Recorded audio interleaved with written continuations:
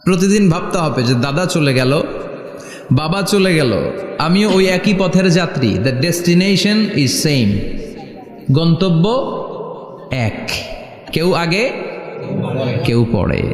এটাই ওয়াজ, এটাই দামি ওয়াজ।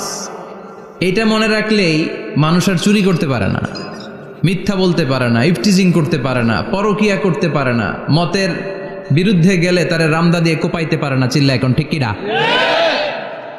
এটাই হচ্ছে ইসলাম। আখিরাতের স্মরণ, যিকরাদ্দার, চলে যেতে হবে। ছোট্ট আছি, বড় হব।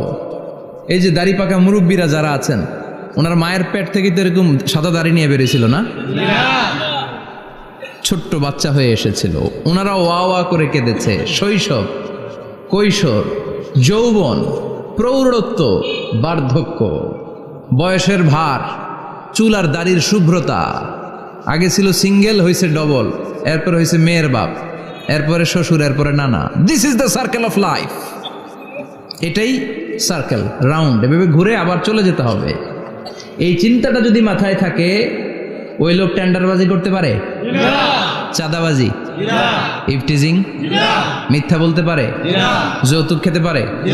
এজন্য সবসময় give yourself the reminder of আখিরা। আখিরাতের রিমাইন্ডার নিজেরাই নিজে দেন। অন্যায় হয়ে গেলে, ভুল হয়ে গেলে রিমাইন্ডার দেন যে থাকতে আসি নাই, চলে যাব। কেউ থাকতে পারে নাই, নবীরাও পারে নাই। যেই মালাকুল মাউত রুহু কবজ করে, ওই ফেরেশতা থাকতে পারছে? চলে গেছে। আমাদেরকে চলে যেতে হবে। আল্লাহ বুঝার তৌফিক দাও।